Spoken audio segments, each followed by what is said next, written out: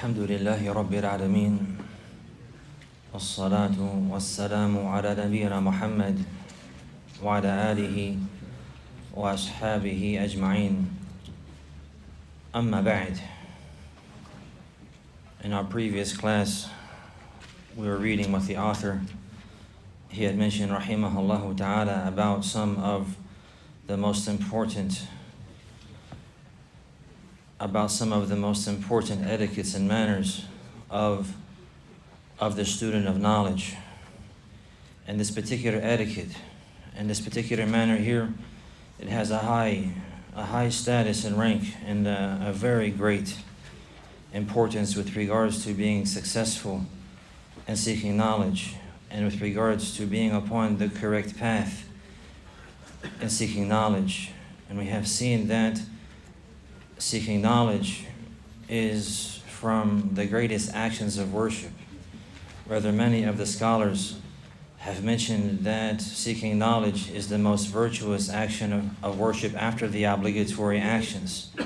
From the first of them, As-Salafy rahimahullah, and likewise An-Nawawi after him, and also Shaykh al-Islam ibn Taymiyyah, that there's nothing more virtuous after establishing the obligatory actions than seeking knowledge of the religion. So therefore, since it is an action of worship, then the requirements must be present for that action to be accepted. And the first requirement is it must be sincerely for the sake of Allah.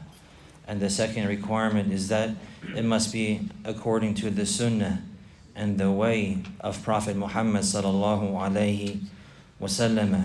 And from the greatest aspect of that is that knowledge is sought from those people who are qualified. That knowledge is sought from those people who are qualified. They are people of the sunnah, and they are people of knowledge, and they are people of action and implementation, and they are people of manners and etiquettes and guidance and well-rounded knowledge of the way of the Messenger sallallahu alaihi wasallam. So for this reason, this point we read again, and he mentioned briefly here, but actually, as we know, this is a summarized version of what An-Nawawi mentioned, and some important points were lost in the summarization, and I will add additional point here, which is very important for the topic of our discussion this evening. So he says, وَلَا يَأْخُذُ الْعِلْمَ إِلَّا مِمَّنْ كَمُلَتْ أَهْلِيَتُهُ وَظَهَرَتْ دِيَانَتُهُ وَتَحَقَّقَتْ مَعْرِفَتُهُ وَكَانَ لَهُ دُرْبَةٌ وَخُلُقٌ جَمِيلٌ وَذِهْنٌ صَحِيحٌ وَاطِّلَاعٌ تَامٌ. And he said, in the student, he must not seek knowledge except from the one who his qualifications have been completed. And he meaning that he is well-rounded in his knowledge, and especially the knowledge that he is teaching and that he is spreading.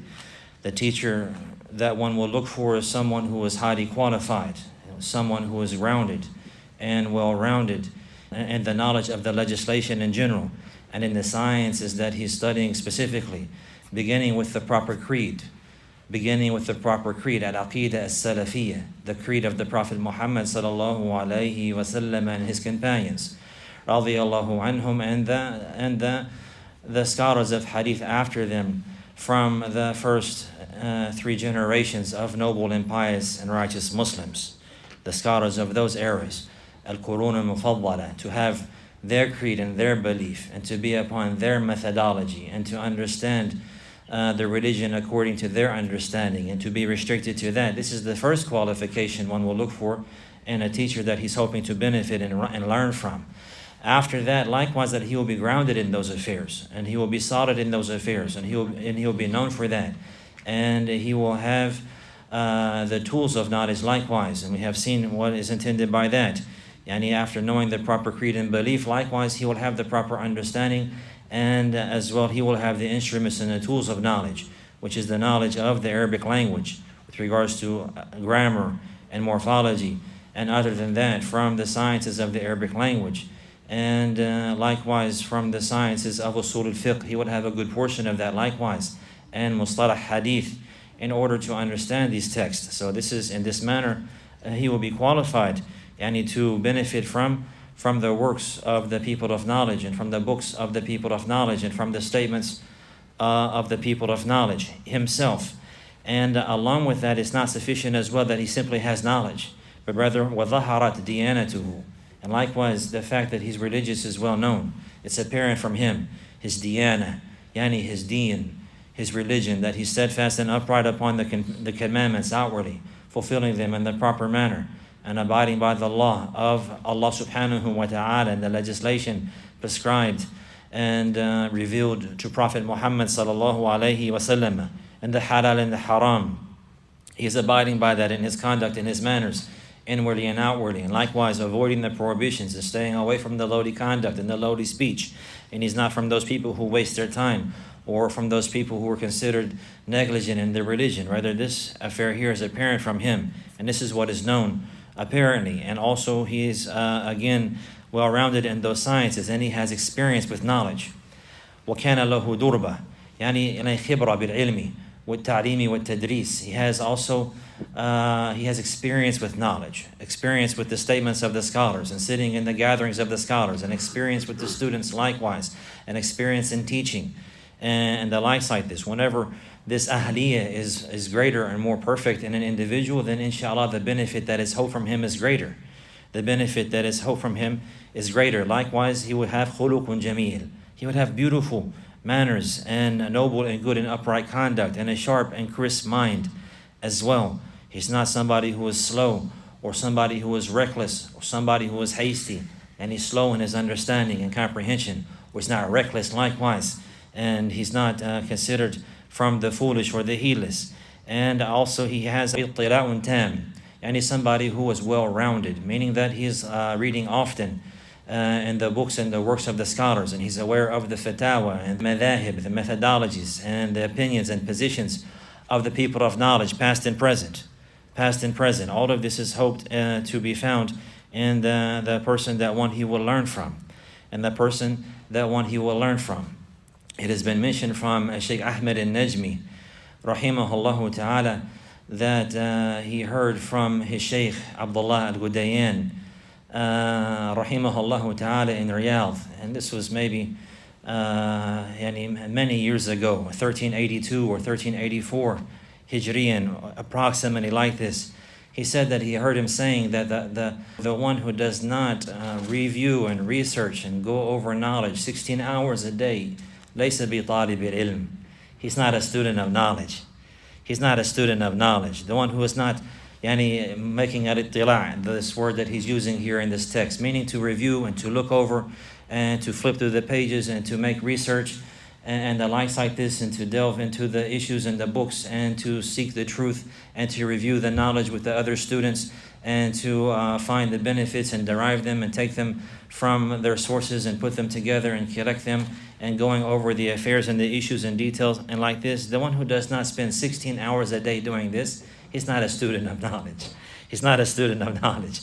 And so this is a high level and a high status, but this is just the issue. And this is the clarification of what has preceded likewise, that a true teacher, he will realize that his life is knowledge, and that his ra'su malihi al-ilm, that the head thing, his head capital, and that which he is obtaining, and that which he's seeking in his life is knowledge, to increase in knowledge, and to apply the knowledge, and to spread the knowledge, and to be a benefit for the people, to spread the tawheed and the sunnah of the Prophet sallallahu alaihi wasallam. So he'll turn away from much of the worldly life in order to devote himself to this, until, as has been mentioned, some of the scholars of our day have said that he will spend the likes of 16 hours a day in knowledge. Rather, even if a person, he was tired after those hours, for example, the people of knowledge have mentioned likewise, even whenever one is tired, he will continue to seek knowledge.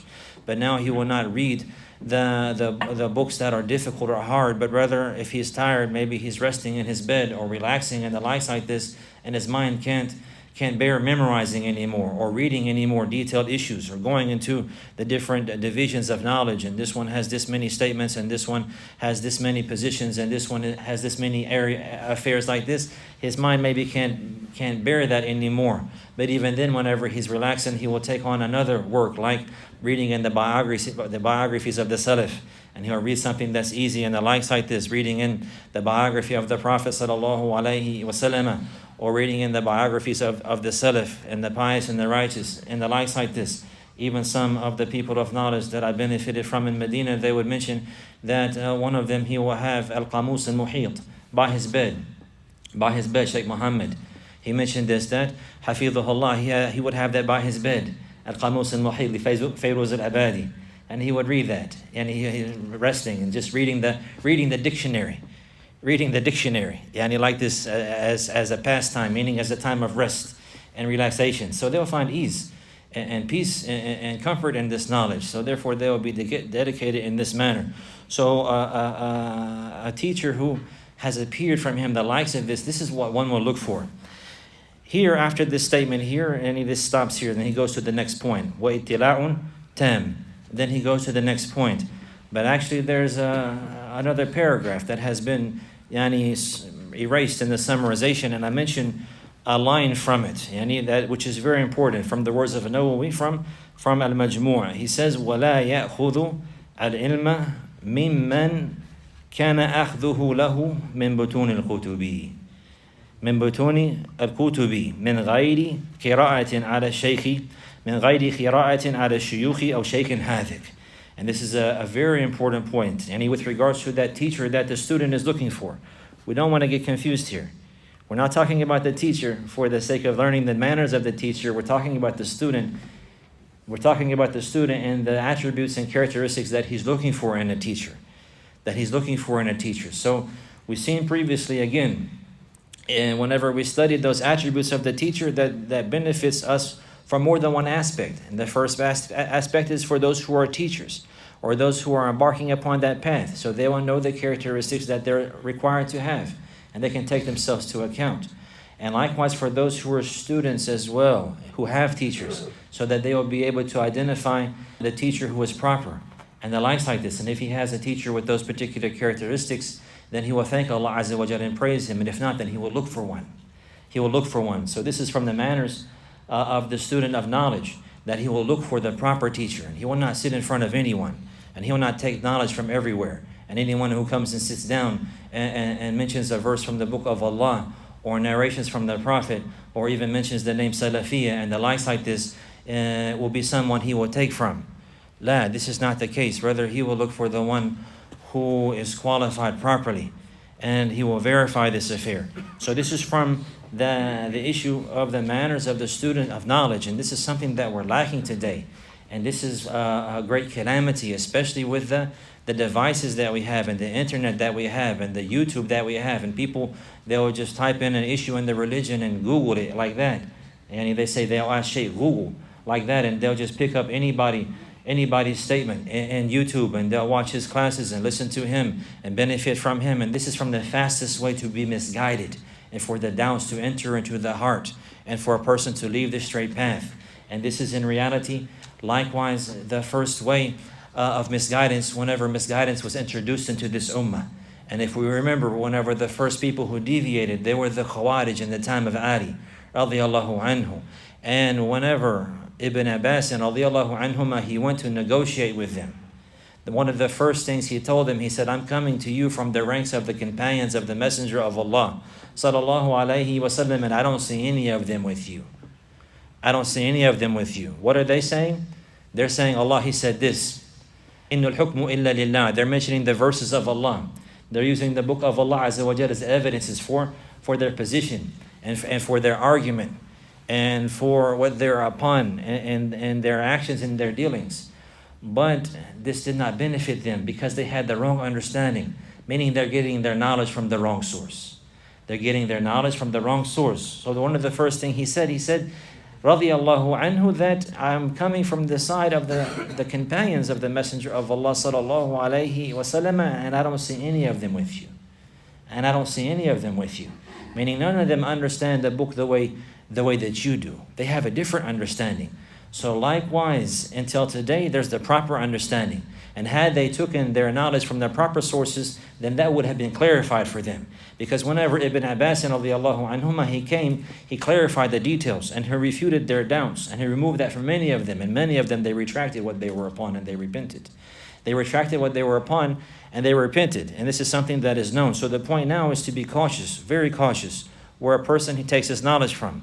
Rather so cautious that even before that taking a teacher, one he will make dua and he will call on Allah. And we have seen likewise that this is away from the way of the Salaf, that they would ask Allah subhanahu wa ta'ala to provide them with the righteous teacher who will guide them and who will direct them and who will clarify the truth for them. And this is likewise from the greatest blessings and bounties of Allah subhanahu wa ta'ala on a person, on a Muslim, on a believer, especially on somebody who is young, or especially upon somebody who is a new Muslim.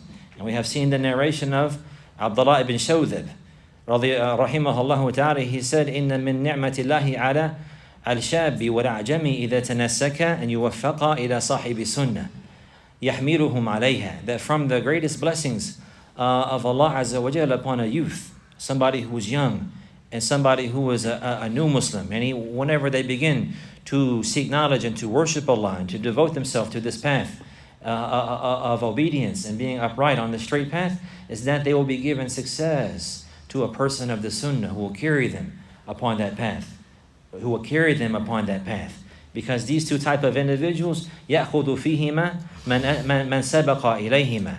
Because many times the young one and likewise the new Muslim, he is highly affected by the first person who comes to him. So this is no doubt a great blessing, that a person, he will be given success to have a noble and a good teacher. And this is what we hope for ourselves and for our family and our loved ones. And this is what we hope for the ummah, that the ummah will have upright and noble teachers to teach them and to direct them and to guide them. The teachers that will be upon clarity and creed and in their deen and their methodology. And likewise, they'll be people of wisdom, and they'll not be hasty, and they'll realize the issues with regards to al-masalih wal-mafasid, and looking to that which is most beneficial or looking to that which is harmful. Because many people today who claim to be teachers, they do not look into these affairs. And because of this, much fitna and trials come, especially in the ranks of Ahl Sunnah. So this is something very important. So what he's saying now, the additional point that we mentioned from Al-Majmu' لا يأخذ العلم ممن كان أخذه له من بطون الكتب. He said that, and also the student, he will not take knowledge. He will not take knowledge from the one who he himself took knowledge from the books alone.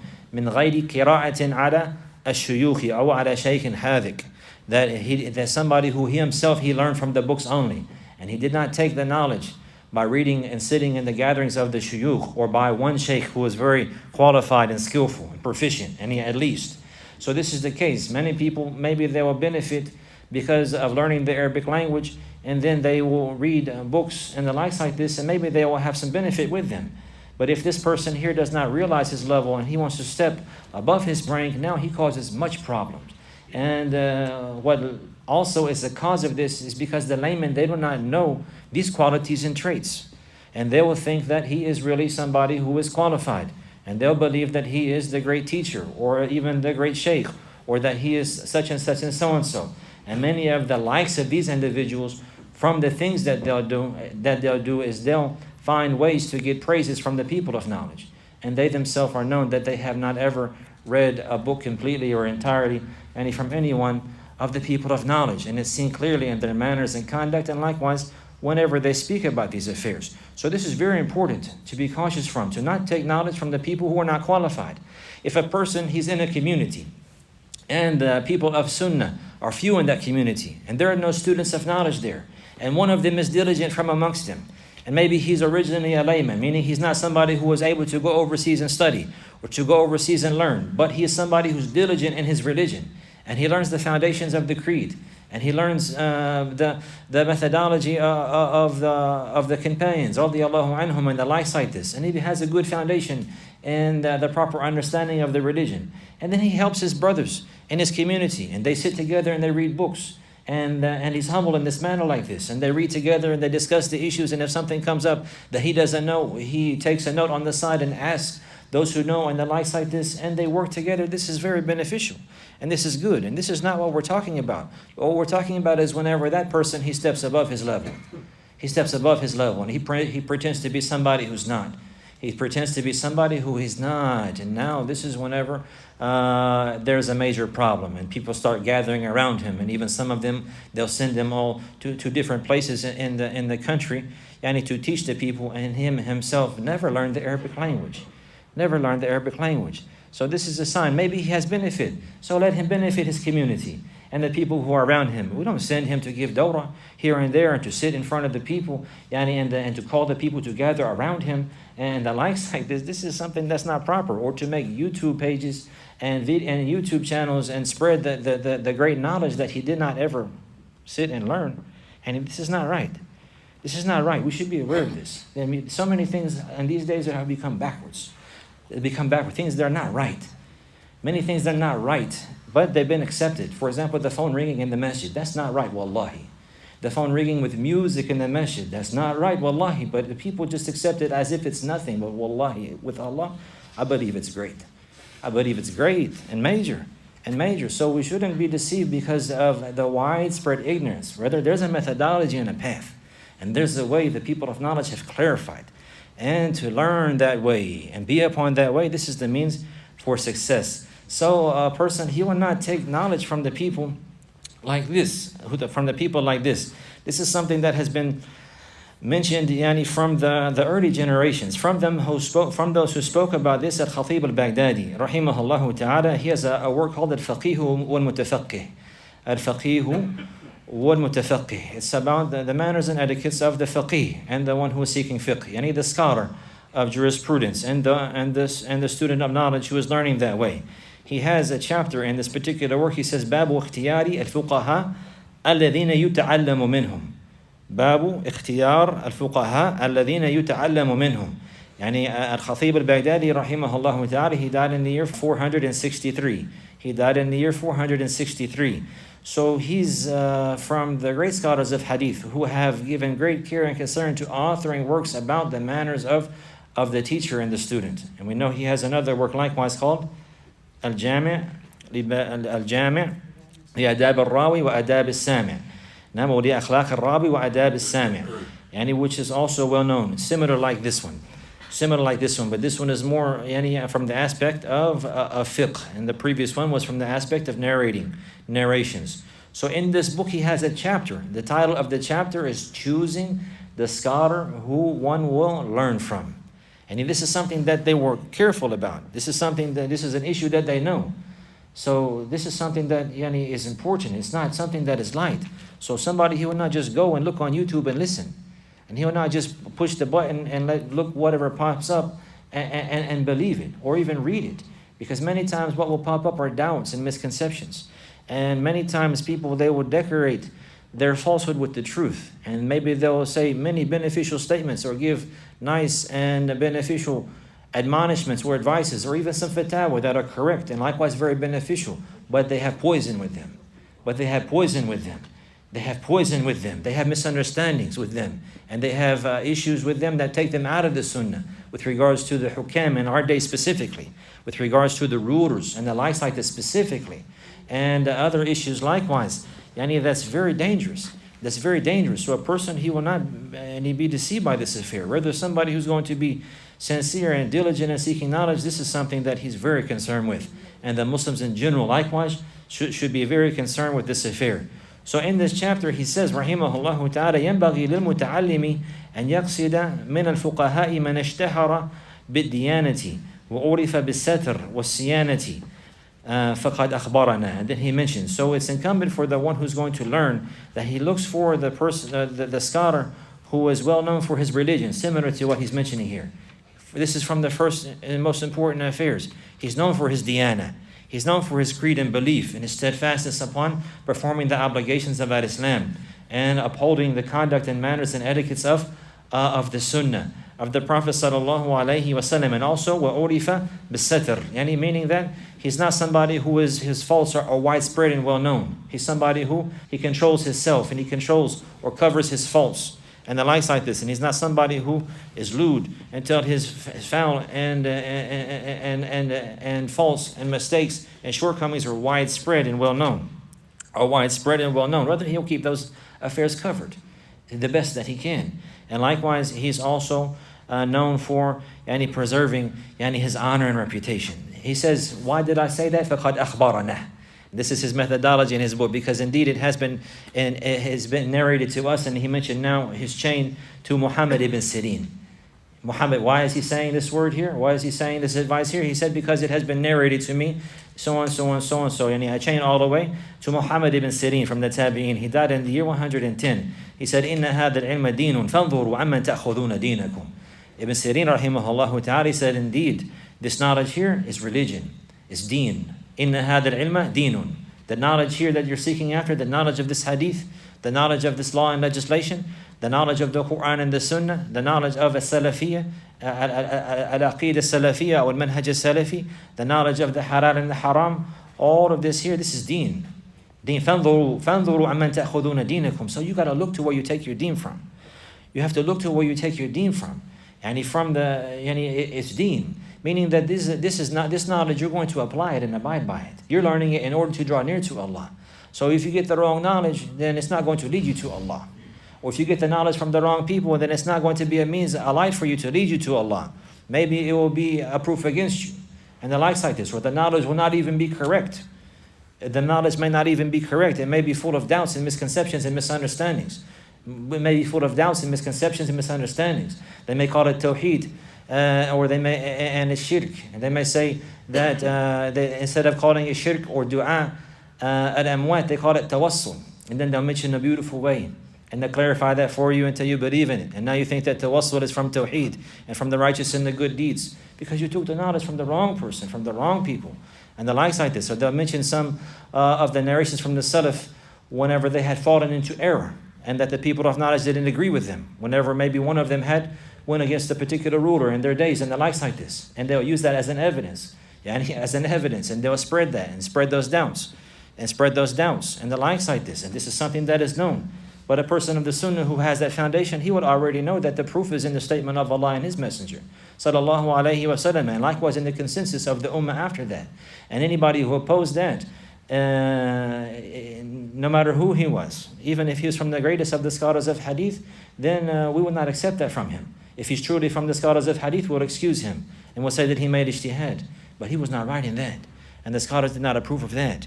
So we will not use one case or one circumstance to base a frivolous doubt and misconception, misunderstanding, and deviation in the religion. So again, إِنَّ هَذَا الدِّينَ عِلْمٌ فَانْظُرُوا عَمَّنْ تَأْخُذُونَ دِينَكُمْ. This is the foundation of this affair.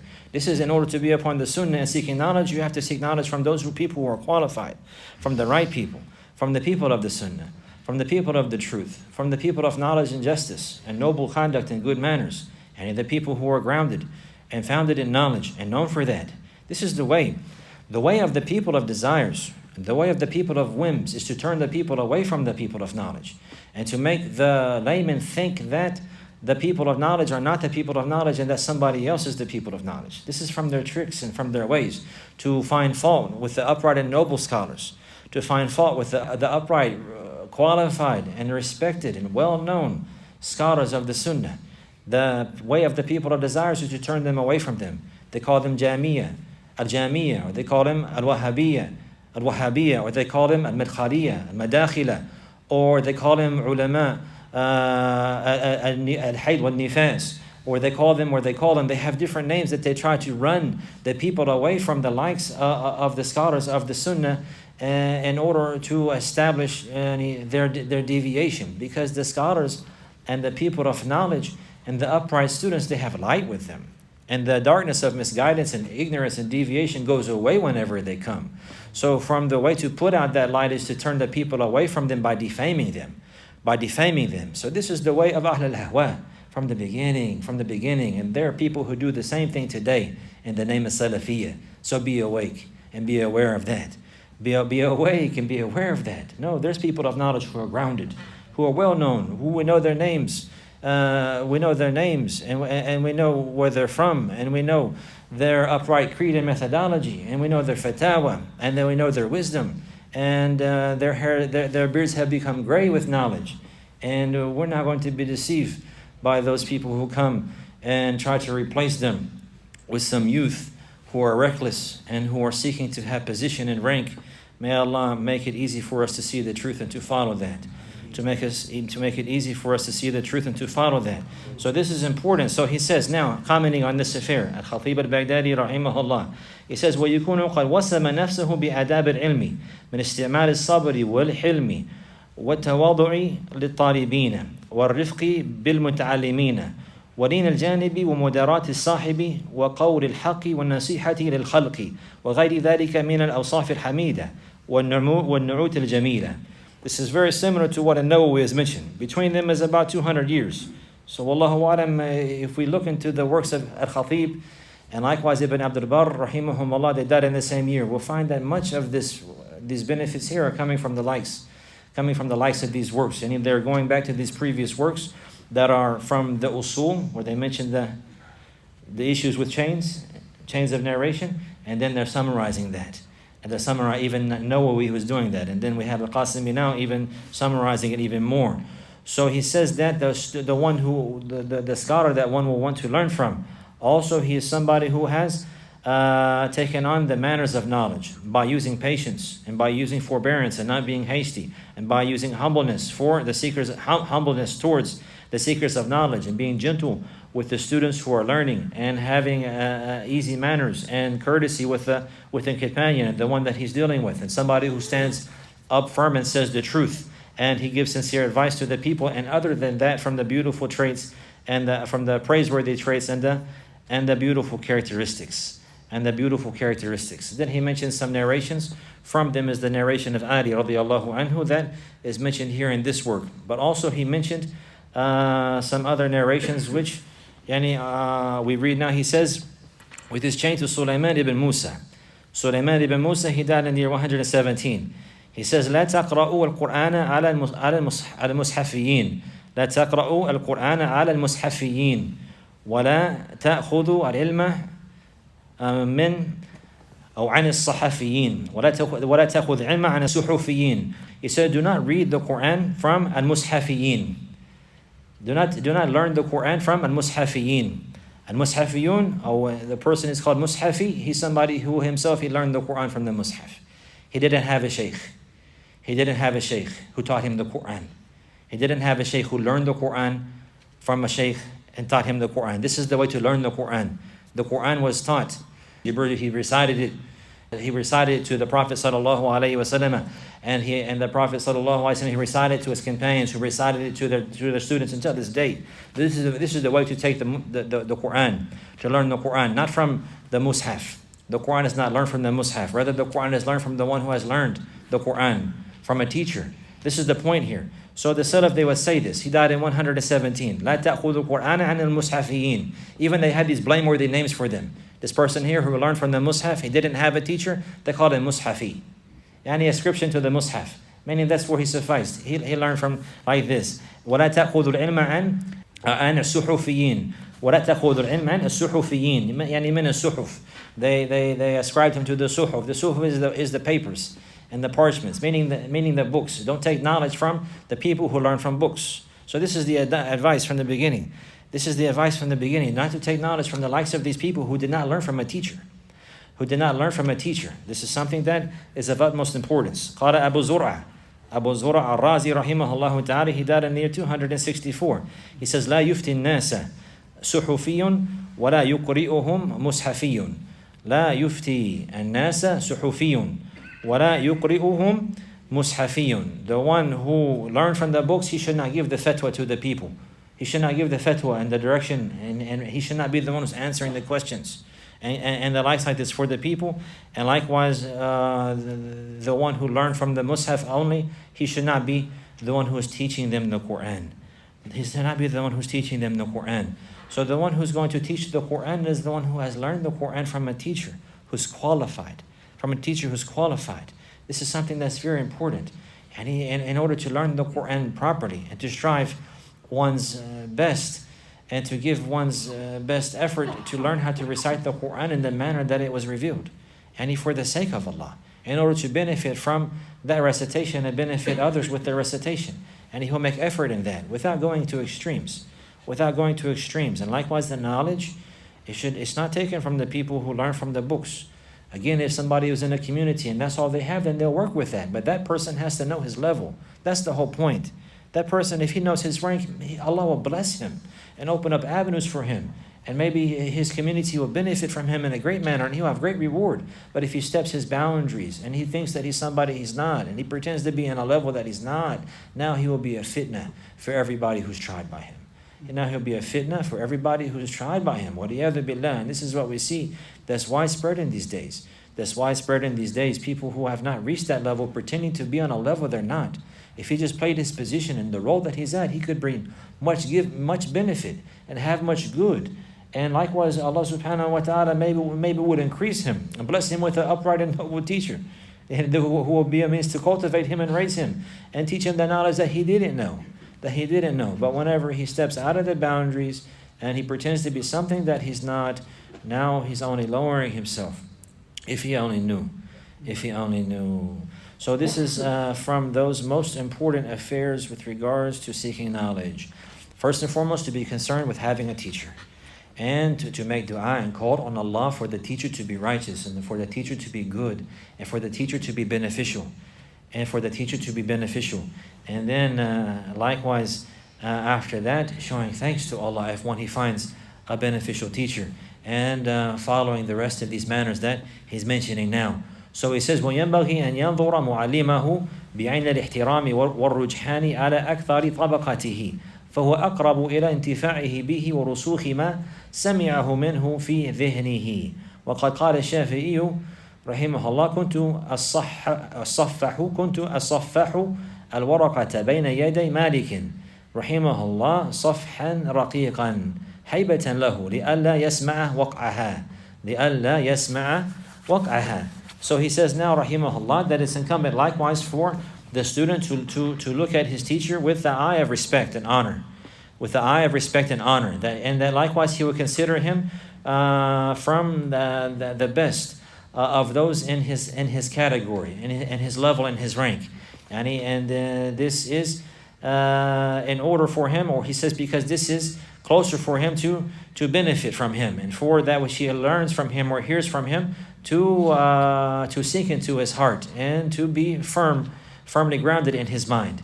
And whenever he looks at his teacher in this manner, so first he will look at his teacher with the eye of respect, meaning he will honor him and he will respect him, and likewise he will deem him to be from the best of those on his level.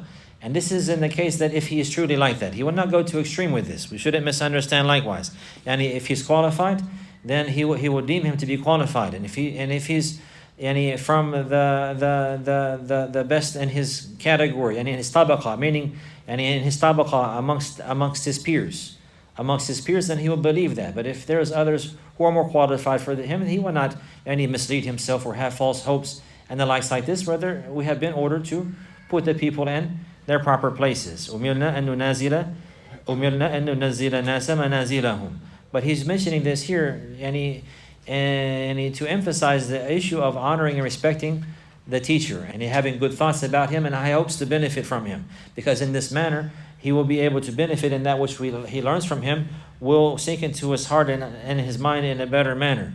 So now he says, As-Shafi'i rahimahullah, he says that I used to turn the pages with my hand in front of Malik, rahimahullah ta'ala, very gently. I used to turn the pages very gently, afraid that to make sure that he would not hear the pages turning. Afraid that he would not hear the pages turning out of reverence for him. And this was the respect and the honor that he had for his teacher, that he was shy, and he had so much reverence and love and respect for him in his heart that he did not even want to disturb him, with the sound of the page turning in the middle of the class. This is a high level of respect, and we've seen the fruit of that. Who was that Imam Shafi'i now? Rahimahullah ta'ala. So this is from the fruits of honoring the people of knowledge and those who one learns from, that he's raised in this manner. مَا تَوَاضَعَ لِلَّهِ أَحَدٌ إِلَّا رَفَعَهُ اللَّهُ. We've seen this likewise, that he would do this and out of hayba and respect for Imam Malik, but it's deen though. It's deen, not seeking something from him, rather seeking something from Allah. Seeking the reward and the status and rank with Allah Azza wa Jal, respecting the people of knowledge for the sake of Allah Azza wa Jal.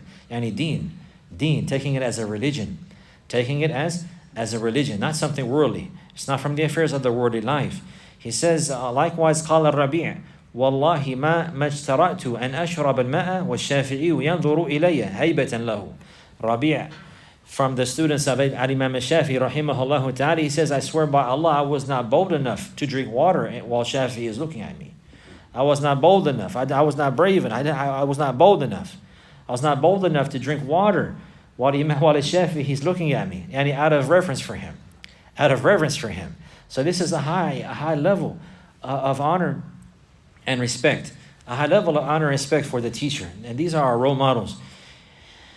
And no doubt their teachers were highly qualified. And they deserve that honor and respect. And again, the problem is if somebody was not qualified and he received the likes of this honor and respect, it will be a means to mislead him and misguide him. And likewise those who follow him and come in contact with him. So to have some basic knowledge to identify those who are rightful to be honored and those who are qualified to be honored and respected and the likes like this, and to give them that honor. And as for those who are pretending, they will not be honored. Rather, they will be humiliated and hope that they will take a reprimand and an admonition and they will go back to their place and they will repent from that. يعني التشبع بما لم يعطى, to pretend to have something that someone does not have. The people do not even like that in the affairs of the worldly life. The people don't even like that in the affairs of the worldly life. Somebody pretend to know this and pretend to know that. Somebody to pretend to be strong. Oh, if those dudes come over here, I'm going to do this, I'm going to do that. And whenever they come, he runs away. He's the first one hiding, the one who's always talking and running his mouth. But whenever it's time for action and it's time, whenever the situation gets hot, he's the first one going and the last one to be seen. And the likes like this, nobody likes the likes of these people in the worldly life. So how about in the religion? So how about in the deen of Allah Azza wa Jal? In the deen of Allah Azza wa Jal. The author, he says, وَيُرْوَى عن علي رضي الله عنه. وَيُرْوَى هنا هذه صيغة تمريض. التمريض. We took this in Mustalah Hadith. صيغة تمريض. This is from the methodology of the people of knowledge, indicating that this narration is weak. There's a weakness in this narration. وهذا حديث موقوف. حديث موقوف. So it's موقوف. It's a narration ascribed to Ali radiallahu anhu, and there's an indication here in the manner presenting this narration that it's weak, But the people of knowledge have mentioned, although the chain is weak and the ascription to Ali radiallahu anhu is not affirmed, no doubt that which is found in this narration is very beneficial and from the beautiful advice. He says, قال من حق العالم عليك أن تسلم على القوم عامة وتخصه بالتحية وأن تجلس أمامه. He says from the right, and it's been narrated from Ali radiallahu anhu, that he said from the right of the scholar upon you is that whenever you enter upon him, you give salam to the people in general and you specify him with a greeting. And maybe whenever he enters into the gathering, he'll give salam to the people in general, and then he will come and give a special greeting to the teacher, not repeating the salam, but rather now making dua for him. Rahimakallah, ahsanallahu ilayka ya ustad, or ya shaykh, barakallah feek, like this, and he giving him an extra show of care and concern, and he on top of the rest of the people. This is what he's intending here. And then he will sit in front of him. ولا تشير and then you sit in front of him. ولا تشير عنده بيدك. Don't point your finger also whenever you're with him like this. ولا تغمزن بعينك غيره. And some of the wordings ولا تعمدن يعني بعينك غيره. And you don't look at anyone besides him. So from the manners here in the class, the one who's the student, he will look at the teacher. And he will not be looking around at other people or in other places or in his phone or like this or in the WhatsApp or in the other devices, so on and so forth. Rather, he'll be looking at the teacher. He says, وَلَا تَقُولُوا قَالَ فُلَانْ خِلَافَ قَوْلِهِ. And you don't say likewise, so-and-so said this, any contrary to his statement. Meaning if the teacher, for example, he mentioned a particular position or ruling, and it's contrary to the ruling of another scholar, the ruling mentioned by another scholar, he will not say, you not say to him, so-and-so, Sheikh so-and-so said this, Sheikh so-and-so said that, in opposition to him. وَلَا تَغْتَابَنَّ عِنْدَهُ أَحَدًا. And do not backbite anyone while you're with him. And this is more specific in the gatherings of knowledge with the teacher and even in general. It's not allowed to backbite, but especially not in the gatherings of knowledge. Especially not in the gatherings of knowledge. وَلَا تُصَارَّ فِي مَجْلِسِهِ. And do not whisper or speak privately to anyone in his gathering. So one will not lean over and speak privately to his partner in the middle of the class, especially those who sit any close, who are supposed to be from those who are striving to benefit and to learn. And the likes like this. Any of those who are hastening to be in the front, they're the ones who are expected to have the best manners first and foremost. And they're hastening to be in the forefront. So they should be in the forefront in application of that which they're being taught and the knowledge that's being reviewed together. And the likes like this. So in any case, he says, وَلَا تُصَارَّ فِي مَجْلِسِهِ وَلَا تَأْخُذْ بِثَوْبِهِ. And do not take his thobe. Do not grab him by his garment. وَلَا تُلِحَ عَلَيْهِ إِذَا كَسَلَ. And do not persist upon him if he becomes tired. وَلَا تَشْبَعْ مِنْ طُولِ صُحْبَتِهِ. And do not get full. Do not get tired of being in his company. Yani for too long. Yani if his gathering is long or in being in his company for a long time, do not get tired from that. And do not get bored from that. Do not get worn out from accompanying the person of knowledge. He says, فَإِنَّمَا هُوَ عَلَيْكَ كَالنَّخْلَةِ تَنْتَظِرُ مَتَى يَسْقُطُ عَلَيْكَ مِنْهَا شَيْءٍ. Because the resemblance of the person of knowledge for you is like a date palm. You're just waiting for something to fall upon you at any moment. You're just waiting for something to fall, some fruits to fall, or some gems to drop, or some benefits to come at any moment. So these are no doubt noble advices. And again, although the ascription to Ali radiallahu anhu is not affirmed, the people of knowledge have affirmed the advices here, have affirmed that the advices here, they are beneficial and they are correct. With regards to the point, he says, وَلَا تَغْمِزَنَّ بِعَيْنِكَ غَيْرَهُ أو لَا تَعْمِدَنَّ. Any two different wordings. What is intended? لَا تَنْظُرْ إِلَى غَيْرِهِ. Do not look at other than him in the gathering. To look at the person who is teaching. To look at the person who is teaching. This is something that the people of knowledge have mentioned that is from the greatest means to benefit. From the greatest means to benefit. To look at the one who is speaking to you. It has been narrated by Al-Mubarrid. Al-Mubarrid, he's from the scholars of the Arabic language. He died in the year 286, from the early generations. He's known for his positions in his knowledge of the Arabic language specifically. He says, الاستماع بالعين فإذا رأيت عين من تحدثه فإذا رأيت عين من تحدثه ناظرة إليك فاعلم أنه يحسن استماع. فاعلم أنه يحسن الاستماع. He said الاستماع. Al-istima' means listening. Listening with reflection and trying to understand. So there's one thing to hear something, and there's another to listen. It's one thing to hear something, but it's another to listen. So to listen is the one who listens. This is the one who's trying to learn. He's trying to comprehend and understand what's being mentioned to him. So he says here, al-istima'u bil-ayn, that listening is with the eye. Listening is with the eye. He says, so if you see the eye of the one you're speaking to looking at you, then you should know that he is listening properly. Then you should know that he's listening properly. And imagine if you're speaking to somebody and he's looking over here, and then he's looking over here, and then he's looking over, and then he's looking down here like this. And somebody may consider that to be disrespectful. Somebody may consider that to be disrespectful. And if you're speaking directly to somebody, and then you're talking to him about something important, and he looks over there, and then you say something else benefit, and he looks down here like this, he's not looking at you. But if you see him looking at you, then you see now that he's paying attention to what you're saying. So this is the point here. So now we have the issue of listening. And this is from the most important affairs. Likewise, the steps and the methodology and things that they're in reality considered badihiyat. And that is listening and listening. And the people of knowledge, they mention the steps of seeking knowledge. And from the most important of them is listening. But there's something that precedes that. And that is to be silent. To be silent. You can't listen if you're talking. You can't listen if you're speaking. So you have to be silent with your tongue. And likewise, your heart has to be silent too. And in order to listen with the ears and listen with the mind and the heart. So likewise, this affair has been mentioned as well, and it's been connected by Al-Khatib al-Baghdadi in his book Al-Jami' and a chapter called Babu Adab al-Sama', the chapter of listening to knowledge, the chapter with regards to the manners of listening to knowledge. He mentioned that he says with his chain now to Al-Dhahak ibn Muzahim. Al-Dhahak ibn Muzahim, he died in the year 102.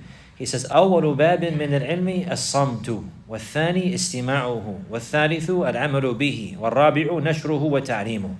He said the very first aspect of knowledge is samt, to be silent, to be quiet, to be quiet. So a person, he has to be quiet in order to learn. He has to be silent. He has to close his mouth. He has to close his mouth.